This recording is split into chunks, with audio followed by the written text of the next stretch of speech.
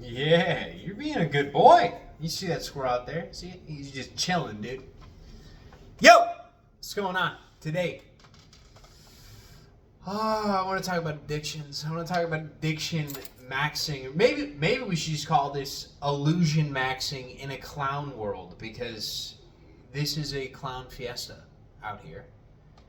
If you guys haven't seen it, there's a million different ways that your energy can be taken from you.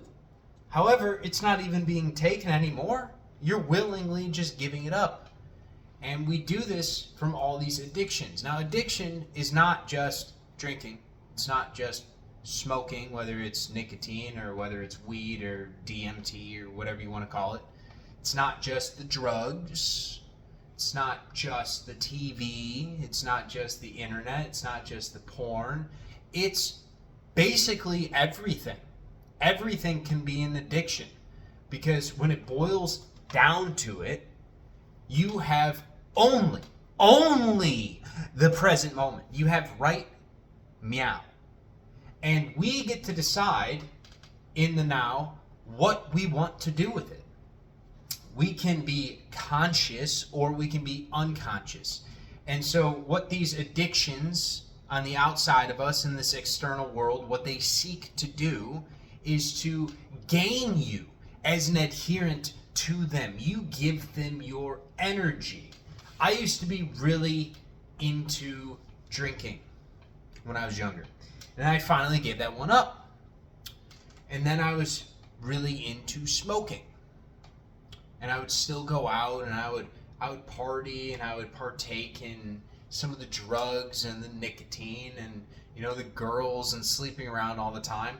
And what I noticed is the more I would give my energy to those things, my clarity went bye-bye. I didn't have any clarity because my mind was constantly somewhere else. I didn't have control over it. I was just constantly outsourcing my consciousness to the control of something else outside of me, which is why I call this world the clown fiesta, the clown world. It is a circus. And we are all in here right now to learn that lesson of conscious control over where we want to give our energy. And so with all of these different things on the outside, all these different distractions that can pull your energy away from you, the ultimate fuck you to life is to be able to say no. And why that's so powerful, why that's so sacred, the ability to say no, is it is a retention of your energy. I know I talk sometimes about semen retention, but semen is just a physical manifestation of sexual energy as you retain it. But your conscious energy, we usually give that out willy-nilly. We don't even think about it. But that's the war front we are on in this age. This information age. You could spend all day on your phone. You could doom scroll endlessly. You'll never get to the end. You can go out every day of the week drinking. No one's going to tell you no. You can go to any gas station you want. You can go to, I don't know if they sell cigarettes or whatnot at like a CVS, but you can basically pick up these things anywhere and no one's going to stop you. The only person that is going to stop you from destroying yourself is you. And that's why it's so difficult. This whole idea. I want to draw in Ascension to this. I want to talk about what Ascension really is, just so we can all be on the same page. It's not a hippy-dippy mindset where you get like magical powers, although you do get magical powers through the process. But Ascension is when you finally lay to rest the old version of you, the old identity of you that was constantly addicted to giving your energy out to everything else outside of you. You kept reacting to the mirror. The lesson that we can learn, if you want to go the Christian route here, that one is pretty, everyone knows the story, the 40 days and 40 nights in the desert. Now, was he actually physically out in the desert for 40 days and 40 nights? You could say that. But the metaphysical and spiritual truth of that story is the ability to lack nothing, to be fulfilled in the present moment in an area in which there is nothing outside of you. There's nowhere to go to fulfill yourself. There's no dopamine on the outside. There's no clubs on the outside. There's no addictions on the outside. There's no food on the outside. There's no porn. There's no nothing. There is nothing out there. That's what we all need to wake up and realize, is that this world outside of us is an illusion to the degree that you allow it to have power over you. It's real if you allow it to be real. But it can be mystical and magical if you focus your energy inward, because that's the only place from which you can create. And I've been addiction maxing for years. I'll go on a bender where I'll just endlessly consume. And for me, it won't be porn anymore. I gave that up years ago. But it would be something like nicotine. I'll just go out, get a couple packs of cigarettes, I'll get a vape, I'll smoke that endlessly while watching YouTube. I'll watch Netflix, I'll binge shows, and I could sit there and just do that all day, every day, for days on end. And I make zero progress, zero in my life. Nothing seems to be moving in my favor because I have zero clarity of thought. Zero intention to what I want to be seeing, what I want to be perceiving on the outside. Because where is my energy going? It's going everywhere.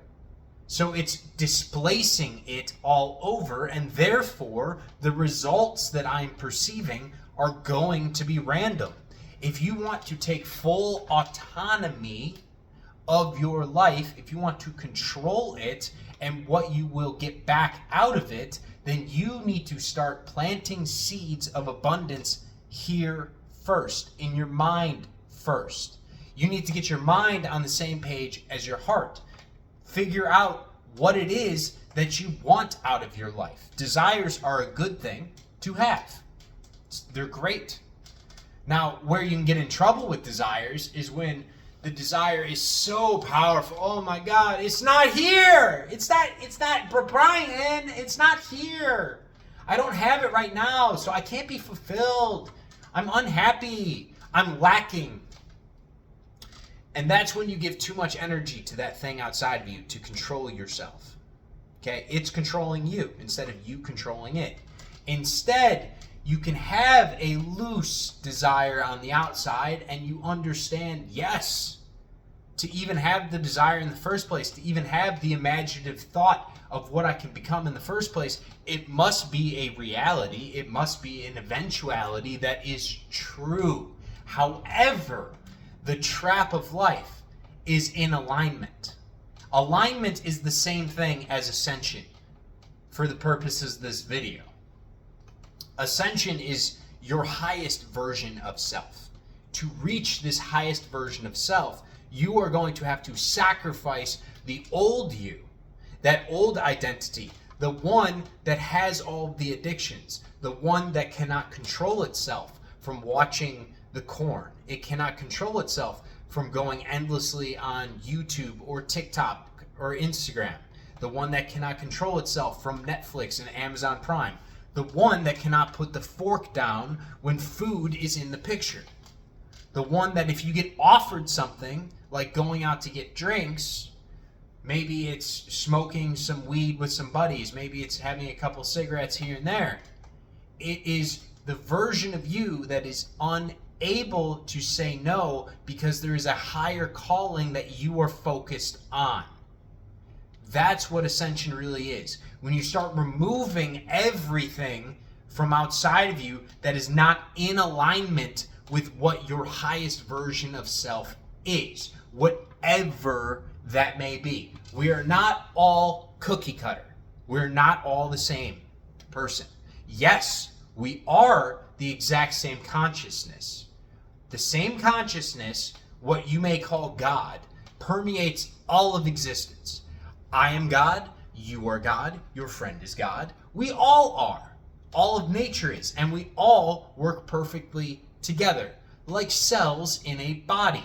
And when the cells are all on the same page, amazing things happen within the body. Changes happen, productivity happens, technological advances that push us forward happen. But when we fall to the circus, to the illusion over time, that's when we start seeing malignance in the world outside of ourselves.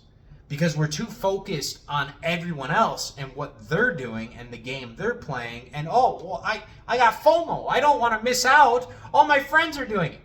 That's when you stop being you and you start becoming the beliefs of these externals outside of you. You're no longer your unique self. Now, I don't want to sit here and be that guy that's like, oh man, all addictions are bad. No, I don't believe that. I don't believe any of that.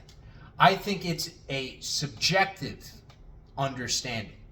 Every single soul needs to figure out for them and their path and their highest good that would be the most fulfilling for them, without looking at the laws of morality outside of us, what you should be doing. What fits, what doesn't fit. Don't judge other people for what fits them if it doesn't fit you. Just focus more so on what fits your life. And in that regard, I think many addictions do not fit many people's highest paths. If you want to be a brilliant songwriter, okay? A brilliant songwriter, I don't think going out all the time and surrounding yourself with other people and their opinions and their thoughts and their energies and filling your mind with these different drugs and fucking essentially with your nervous system by partaking in them is the best thing on your path, because it's going to cut you off from your genius. Your genius almost comes from a state of boredom. As bad as that sounds, it's honestly true. Like, the people that can forego everything on the outside and just live within themselves in the present moment, that's how you truly unlock the genius potential within you. However, that's very difficult to do in today's world. That's why there's such a divide, if you look at the world outside of yourself, between the ultra successful and those that are barely scraping by. It's because those that are barely scraping by, which I've been there before, are sort of, you're going to a job, let's say, you don't like the job. It's probably not your highest good. It's not your highest path, but you're just doing it for money. And then you cope in your off time from the job, and you fill it by going out and drinking with your buddies. You fill it by doing some drugs. You fill it with the Netflix and chill. You fill it by eating more food. I've done all of those things, and during that period of time, I didn't feel any better. I never felt any better. I felt more stuck than ever before, because all the energy I gave, all the energy I had within me to give to life, I would give to everything else outside of me. I wouldn't give a single bit of that energy to what I wanted, to what I was passionate about, to what makes my heart flutter. I was more so worried about being judged. I was more so worried about standing out and being different from other people and losing friends and being judged. And it's kind of the tragedy of the modern world. We have so much good in this world. There's so many ways that can support your creativity, that can support your endeavors. I mean, think about it. You have the internet. You can do whatever you want, essentially, nowadays, online. You can reach an entire audience online. You could delve into whatever you're passionate about. You can create a product. You can create a clothing line. You can create a cookbook, whatever it is. But you have to be willing to sit with yourself in that boredom without giving over to the addictions outside of yourself, without giving over to the world outside of yourselves, to allow it to flow through you.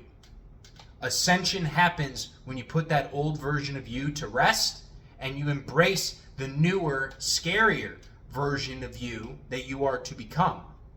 And it's not actually scary, it's quite enjoyable along the way. It's just because you don't know what's going to happen. You have no idea. And that's the scariest thing of all, is that we kind of almost, as a human, and I've been like this, I want the answers. I want to know if it's going to work out. And that's something that we all have to, wrestle with a little bit, which is our faith in the promise. Like, hey, what if I get everything? What if I see everything within my imagination and I can actually achieve it? And we don't want to believe it.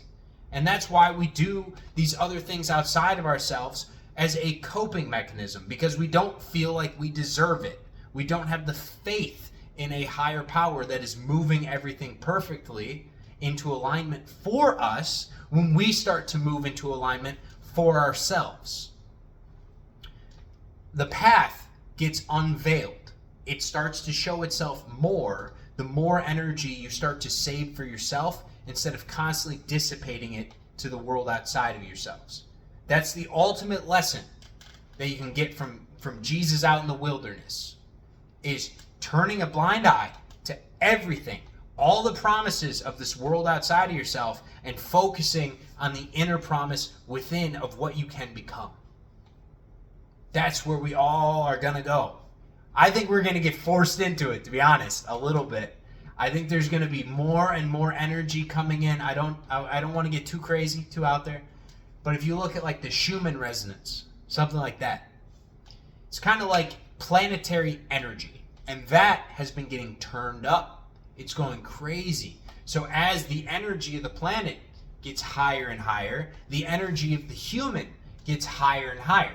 You've probably noticed it. Some people are crashing out. The reason they're crashing out is because they got a lot of baggage. They got a lot of emotions within them, a lot of trauma that they've not worked through.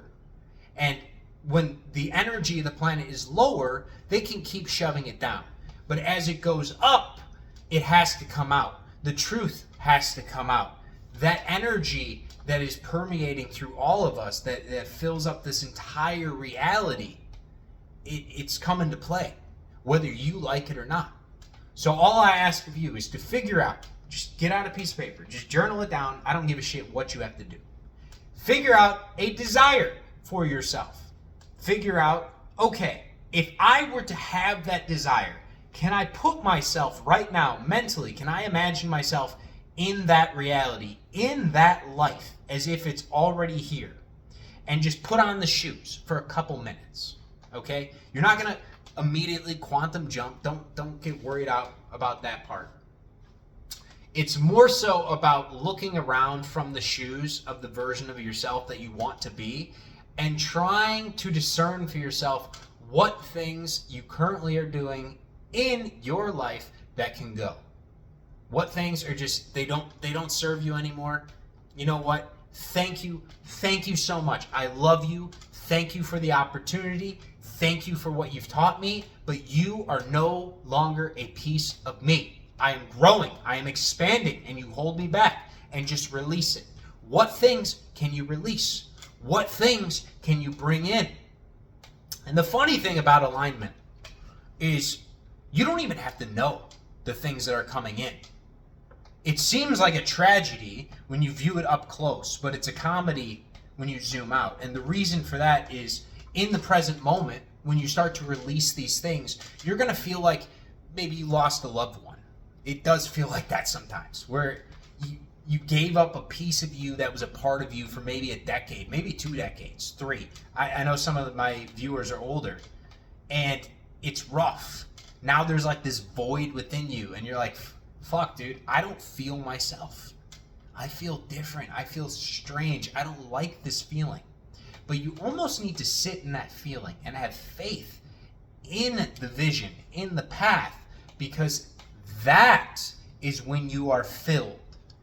You want to see God's hand in motion, you have to clear space. You have to allow for there to be a void so that it, he, she can fill it.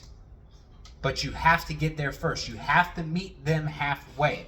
Your life, you're not going to wake up one day and everything is just going to be perfect like you want it in your vision, but you are still the same person, because that person that you are right now, is not the person that is in that reality, that is in that future. I've had to sit with that. I'll be honest with you guys. Like, dude, if I was still going out and fucking drinking every single weekend, if I was still eating food like a glutton all the time, if I was not training the way I train, if I was still smoking all the time, if I was doing drugs all the time, if I was watching porn all the time, I wouldn't be magnetic like I am now. I wouldn't be more vibrant. I wouldn't have these people and opportunities coming into my life, because that version of me that I was embodying doesn't have that. It never had that. I would attract problems back then. But as I've released more, and as I've gone through the process of ascension, which I'm still in, it is a process, it is a journey, it never ends. You're constantly trying to grow and expand upwards. You want to transcend the self by releasing your identity to all the attachments that have made you up until this point. We create this persona, we create this ego of who we are in relation to other people and how the world outside of us relates to us. But if that is not who you want to be, you have to eventually come to terms with, hey, this ego that I've constructed, I gotta lay you to rest. I gotta kill you.